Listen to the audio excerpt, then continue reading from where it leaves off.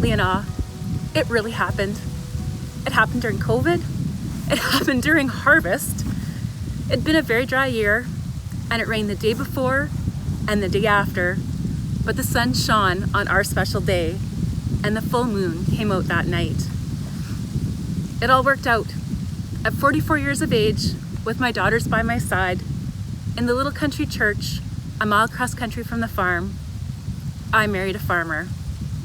My favorite farmer. My Brian. On that day, we danced to what was Brian's mom in heaven's favorite song, Shania Twain's From This Moment. And I am so blessed to be able to tell you that I know wholeheartedly from that moment that I attended the Advancing Women in Agriculture Conference in Calgary in 2014 among 350 other women. From what I learned there, from what I paid attention to, and from what I eventually truly listened to, from what moved me and inspired me, from that moment, a small seed began to grow, that I could change the way I thought about almost everything, that I had the power to make good decisions. Attending Advancing Women in Agriculture changed my life, and I've enjoyed it so much, this is now my 4th time. At our hockey-themed wedding, held in our own farm shop, during that brief time in August in Manitoba under COVID restrictions, they eased. With 150 family and friends for supper, and none of us were legally required to wear masks, my new husband and I danced to My Wish by Rascal Flatts. And my wish for you is that you find peace and joy in this shared experience of attending the conference, that it helps you connect with other women who are on a similar journey to yours, and that you will discover takeaways that'll help you polish up what you already do so well, or even change your life. I've probably heard it a million times. I'm an agronomist, and I know it's the way it works in nature. It's what I heard at that first conference. For me, for anyone, if you want a new life, you have to plant a new seed. The seed of an idea, the idea of how your dream, your life can be. For me, after I decided to put my time and attention on my dreams, I grew.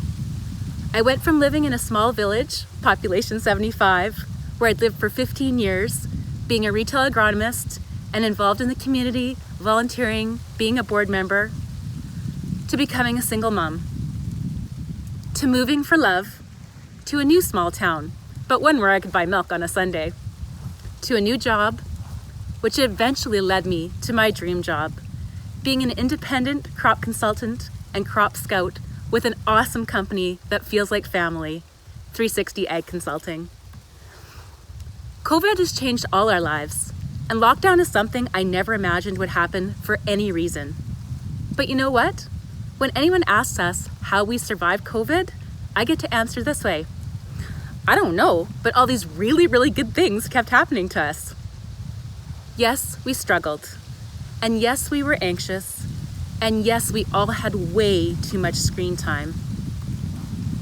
We grew weary of the ever-changing rules and of not being able to see our loved ones. Our hockey season was canceled. But the seriousness of the disease hit home early on, with cases and deaths in our local care home. And while other families were dealing with heartache from the disease, we spent the most time we've ever spent in our safe and comfortable home. Being so fortunate that agriculture was deemed essential and that most farmers are excellent social distancers, our work lives carried on as normal as possible. Zooming here and zooming there took on a whole new meaning. But the absolute best thing about COVID was not having to wear a bra every day. Now that is awesome. Which has led us in our house to come up with the ultimate solution for anyone who's being grumpy or cranky. Go take your bra off, it'll help. We discovered that good thing during COVID. I write in gratitude journals, and I have one that on the cover it says, "Make it happen." On one side of the page, I would write down little things that actually happened, and I would say, "I'm so happy and grateful that." And on the other side of the page, I would write out about 8 to 10 things that I only dared to dream could be possible or would happen for us. But I would write them down as though I was so happy and grateful that they had actually happened. And then I would write, may I be happy. May I have peace. I choose to be kind. I love myself unconditionally. I deserve miracles. So off and on-ish for 5-ish years, I would write, I'm so happy and grateful that I am happily and completely divorced. Then one day during lockdown, it became official. I got that piece of paper. I got to move that 6-word sentence from one side of the page to the other. And wow, did I celebrate. With a party for one, in my own backyard, with a bonfire and ski pants and way too much Crown Royal. But that good thing happened during COVID. I have 2 vision boards. So a vision board is you cut out pictures of things that represent what you would love to have in your life and put them on a poster. And then you stare at them a lot. So mine are downstairs on my downstairs fridge. And on one big piece of white Bristol board, among many other things, is a picture of a sparkling new engagement ring. On January 1st, 2021, after a road trip to look at used grain auckers, Brian proposed to me. And now on the faded but once hot pink Bristol board are the words, second time around, look beautiful on a special wedding day. I did. And now I can take on a new last name, the name I used to doodle on the back pages of that gratitude journal. Officially changing my name will take some time, and it's attached to a lot of things. But I could talk for hours about how what other people call you doesn't change who you really are. So it's incredible that all those good things happened during COVID. Also on that vision board, there's a picture of a kayak.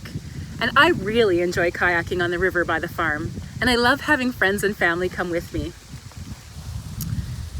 So as we were adjusting to our schedule with no baseball, no Ukrainian dancing, no organized activities of any kind, I found myself thinking, I wonder if other people are looking for things to do during COVID and would maybe like to try kayaking.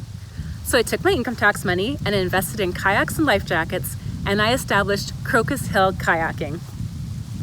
Guided, sit on top, recreational river kayaking, 2-hour adventures, launching on the drifting river about 1.5 miles south, and leisurely paddling along with some fun excitement as you kayak right over about 10 beaver dams and end up back at Brian's farmyard. In Manitoba,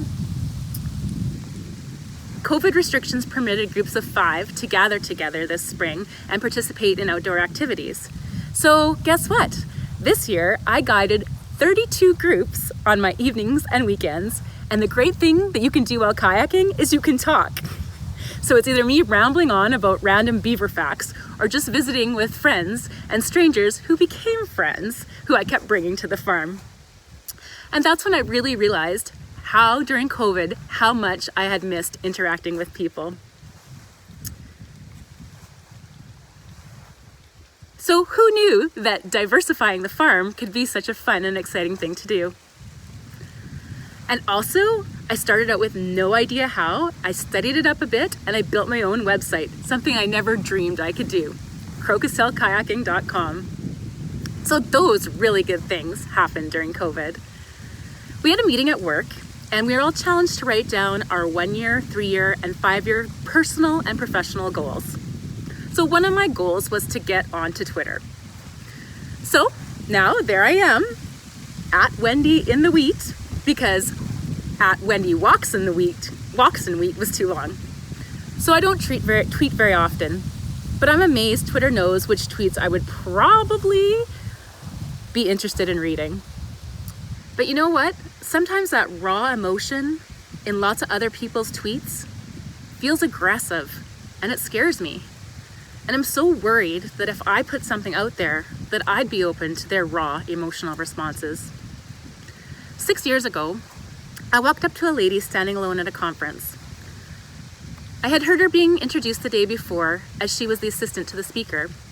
I have no idea why, but I walked right up to her and smiled and said, "Something makes me think that you're a life coach." Keep in mind, I had no idea what life coaches were at this point.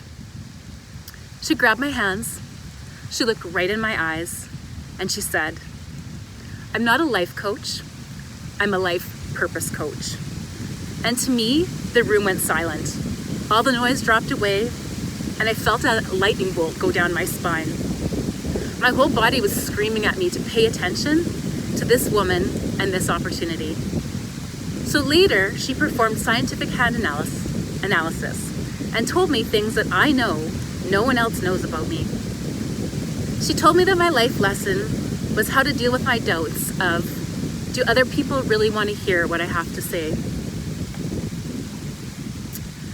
I'm learning to grapple with my life lesson, and it's okay if people aren't ready to hear what I have to say.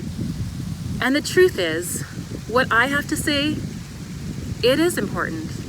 It's very important. And for me, the key to dealing with and learning from my life lesson is to speak up and trust that all is well. So slowly, I'm getting over that, am I good enough, smart enough, okay enough to be listened to, stuff that's always rolling around in my head. In my agronomist job, I'm always learning. And as a professional agrologist, I'm always giving advice. Turns out, some people must want to hear what I have to say. I was honored with the 2019 Certified Crop Advisor of the Year Award, and then unbelievably, also the 2020 CARE Agronomist of the Year Award. I'm truly humbled and grateful, and it's because of the great farmers, co-workers, and industry staff that I've learned from and worked with together throughout my career. So, sometimes I get up the courage and occasionally I tweet. And here I am speaking to you today. I want to be a cheerleader for other women to show up and be their best. So I had the gift of time during lockdown. And when I wasn't talking farming or kayaking, I established Wendy's Shawl. Shawl stands for Scientific Hand Analysis with Love, being a life purpose coach on evenings and weekends. So all of those really good things happened during COVID. Our family is a hockey family, and we're involved in Grand Plains Minor Hockey Association, which is known for, among other things, as being the home of female hockey in the Parkland. Someone was kind enough to nominate me, and I received the 2019 Volunteer Recognition Award for our region from Hockey Manitoba. Did you know that egg companies run the best contests with the best prizes? Brian's Farm won first place in our region's BASF Community Challenge Contest. $5,000 to be donated to the charity or community group of his choice, which of course was Grand Plains Minor Hockey, to go towards the fundraising goal to buy real half-ice boards for both rinks in Gilbert Plains and Grandview. To enter, you had to write a story about your farm's Invigor canola success story. The story was of the night we met. Brian was wearing an Invigor canola jacket, and I asked him how many bags of seed did he have to buy to get that jacket. He said 90, and we spent the rest of the evening talking farming. So, Invigor Canola helped Brian successfully meet his future wife. All those really good things happened during COVID. Like other people, we had lots of time to focus on our other hobbies besides sports and visiting with people. I'm so fortunate to have had strong, wonderful women role models in my life. My grandma, Florence Brown, passed away 11 years ago. She loved using coupons, collecting points, getting good deals, and giving those things away to her family and friends, whomever she thought could use some. So I'm following in her footsteps. And I remember being so moved and affected by her presentation that I heard on the high price of food in Canada's northern communities, and how things flown up there are so expensive that some women have to make the choice between the feminine hygiene products they need when Aunt Flo or Aunt Rose visits every month, or food for their families. That always bothered me, and I wanted to help. I established an unregistered charity called Grandma Flo, and I made it Facebook official, and you can find more on Facebook at Donate Grandma Flo. Grandma Flo specializes in donating feminine hygiene products to food banks. We specifically use PC Optimum points, bonus redemptions, coupons, and things being on sale to maximize the quantity of items that we can donate with the money that our family sets aside every 2 weeks for tithing. Our family and friends have donated money and gift cards for us to work some magic as well. And sometimes, instead of giving birthday gifts, baby gifts, or grad gifts, we donate to food banks in that person's name. Grandma Flo recently received $3,600 of funding from West Bend Communications Group Connecting West Bend Funding Change Program. Our submission was chosen because of the project's focus on women and our plan to donate feminine hygiene products to 18 Western Manitoba food banks. So as of today, we're halfway done this specific project. We have donated 520 packages of feminine hygiene products with free shipping direct to 9 food banks. And at regular price, all of this would have cost $3,304. But we saved $528 because they were on sale, and we shopped things with bonus point offers, and we used those bonus points on bonus redemption weekends to get $1,200 of free feminine hygiene. And we only paid $1,576 for 3,132 individual tampons, 6,508 individual pads, and 8,970 individual liners. That makes me so happy, and all that goodness happened during COVID. Recently, I've implemented another coping strategy. It's a kind of a before my feet hit the floor in the morning thing. I repeat in my head, solutions always. I love my life. All things in life come to me with ease, grace, and glory. Everything is always working out for me. I always have more than enough time. I always have more than enough money. And dear universe, thank you for this day. Thank you for this life and for this body. Thank you for family and loved ones. May they be happy and do well. Thank you for the opportunity to be of service. My life purpose is to live a life of joyous service. I am lucky and I'm a winner. So I started that little routine during COVID, and it seems to be working out not too bad. I want to show you my necklace. I bought it for myself to represent the changes that I had made and the good things in my life. The heart in the very middle is me, and the hearts on both sides are my daughters, Casey and Connolly. The white circle reminds me of the full moon. White for faith, hope, and a new beginning. I love the moon because of its power to make things bright when it's the darkest. The 3 hearts remind me of 3 things I say when I drop my girls off at school each morning. And I want each woman listening to hear, understand, and accept as I say to you, you are strong, smart, and beautiful. Be good, have fun. You are a good woman, and everything is always working out for you. Thank you.